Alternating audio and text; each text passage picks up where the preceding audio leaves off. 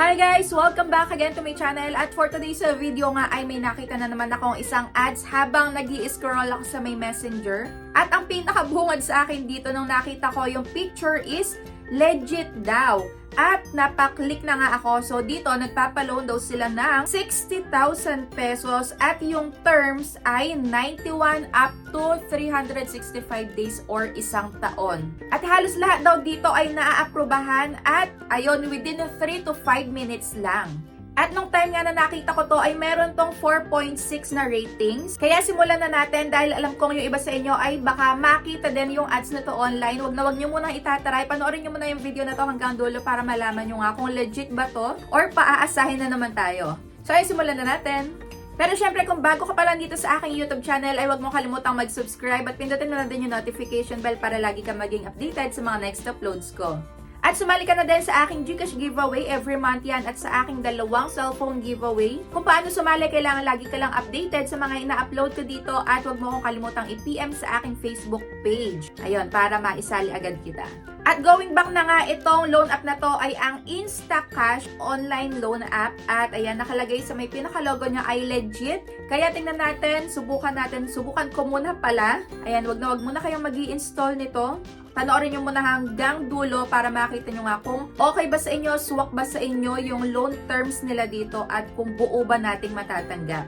So ito na nga yung kanilang homepage na install ko na at itong reward limit ay 60,000 pesos. Pero check natin baka after ko mag-register ay bumaba naman to ng sobra. Ayun, register number naman at verification code. So dito step 1, what is your gender? Ayan, pili lang kayo. And step 2, your job title. At mag-e-enable na nga tayo ng permission. So, ito yung hinahanap nila na access sa may camera at location.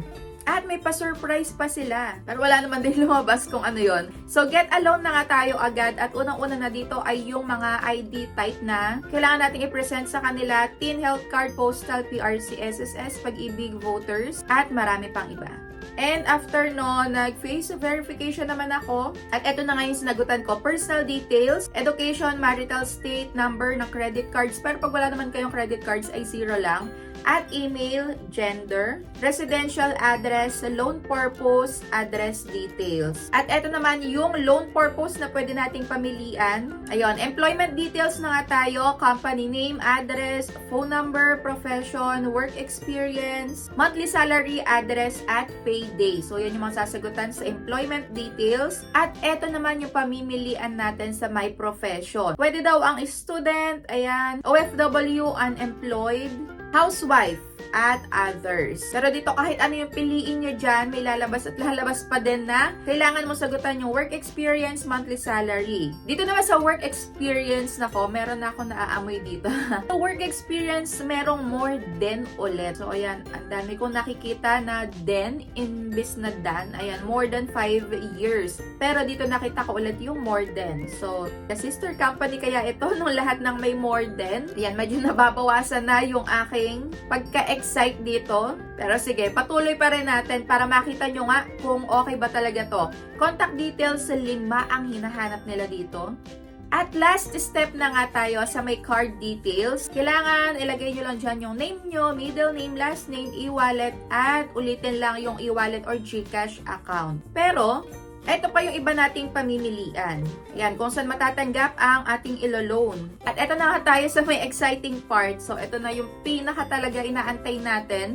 Ang loan details or loan information. Dahil dito, naaprubahan lang naman ako sa 2,000 pesos at 2 term pala yung nandito. Pero sa may unang pagbabayad, kailangan ko na agad bayaran to ng 7 days. At after that, next month na ulit yung pagbabayad. So, unang pagbabayad, 1,980 agad yung babayaran. At sa pangalawa ay 20 pesos. Dito, lagi ko na lang din nakikita yung promo ba to? Dahil pag nabayaran mo yung pinakauna mong repayment amount is hindi mo na kailangan bayaran yung pangalawa, which is yung 20 pesos. Kaso lang dito, hindi ako mapalagay kung buo ko bang matatanggap tong 2,000 pesos na to or hindi. So ayun, kinlik ko na nga itong isa pang loan details at eto na nga yung lumabas. Dito, hindi ko pala siya buong matatanggap dahil mayroong service fee na 760 pesos. Pero kulang din yung nandito sa may loan details dahil hindi nakalagay kung magkano yung interest dito sa may 2,000 pesos na to. Hindi pa nga 7 days nakalagay dito 6 days lang. From the start na nag-apply nga ako ng loan sa kanila. So 6 days lang, within 6 days dapat ay mabayaran ko na pala yung loan dito.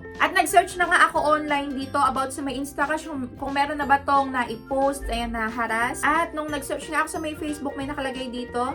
May nakapag-try na pala at yung una niyang utang dito is 9,350 tapos yung na-receive lang daw niya ay 5,400. Napakalaki ng kaltas. So meron din ako nakita online na, ayan, nagsumbong dito sa may PNP Anti-Cybercrime Group sa may Facebook. So pwede kayo ditong mag-chat at nag-reply naman agad. Kailangan mo lang daw i-provide itong pangalan, contact number, tirahan at detalye ng iyong inirereklamo. Kaya dito lagi ko sa inyo sinasabi na mag-screenshot kayo ng patunay na na-post kayo, na-harass kayo. At ito pa isa, sino daw dito yung nag-loan kay Instacash, bakit wala silang apps? Ayun, nag-text kasi tapos pinindot daw niya yung link. Diretso sign up na siya kasi nasa Google lang sila. 3,000 daw yung amount, nakuha ko lang is 1,800. At yung ibabalik is 2,999, di ba? Grabe. Kaso nga lang, hindi lang pala ito yung may pangalan ng Instacash na loan app or na nagpapautang. Meron pang ganitong itsura ng Instacash na madadownload naman sa may Play Store. So, yung akin is na-download ko naman sa may iOS at magkakaiba sila ng logo. At meron pang isa. Sabi dito, nagko-comment daw sila sa may post mo at nagchat-chat sa mga friend mo sa Facebook. Basta, i-screenshot nyo lang yan at pagka reklamo kayo, isama nyo yung screenshot na yan. So, dito nga, puro sila pananakot. Kung ano-anong pananakot yung inilalagay dito na kesyo ipopost sa may social media. Yan, ilalagay daw yung utang mo. Yan, wala ka daw matatago dahil may access daw sila sa may account mo. Isesend daw itong verification picture mo sa may barangay official page at sa may buy and sell. So, ito halos lahat ng mga nananakot kasi ay tinotoo nila. Kaya dapat bago kayo talaga mag-accept ng ilo-loan nyo sa may kung ano-anong apps dyan na nakikita natin online ay basahin nyo yung loan details. Tingnan nyo mabuti kung talagang okay ba to sa inyo, kung kailan yung due date or kung kailan ba dapat siya talaga bayaran. Dahil usually kapag umabot ka talaga sa due date mo, meron ka na talaga diyang matatanggap na kahit na anong klaseng harassment, pananakot para lang mapagbayad ka agad. Pero kung legit naman yan gaya ng tala, ng bill is, ng G-Loan, S-Loan, Maya, kahit na due date mo na, ayan, isang text, dalawang text, okay na yun sa kanila. Basta mapaalalahanan kanila na magbayad. So yan talaga yung consequence kapag na-late kayo na pagbabayad sa mga hindi legit na loan app. Talaga makakatanggap kayo ng iba't ibang klase ng harassment. Kaya mainam din yung nanonood kayo na ganitong all review para makita nyo nga kung magkano talaga yung matatanggap nyo. Hindi yung try kayo agad ng try. In the end, ay hindi naman pala talaga maganda. So, ayun lang. Para sa akin, ay isa na naman pong paasa itong Instacash na to. Well, naasa tayo dahil akala natin maganda yung ino-offer dun sa may ads nila. Pero, dun sa may loob ng kanilang app ay hindi naman pala talaga makakatulong dahil ang laki ng kaltas. So, ayun lang. Kung na-experience nyo na nga mag-loan dito sa may Instacash, ay i-comment nyo na din dyan kung ano yung na-experience nyo sa may comment section para mabasa na nga din ng iba at maging aware sila. So, ayun lang. Thank you for watching.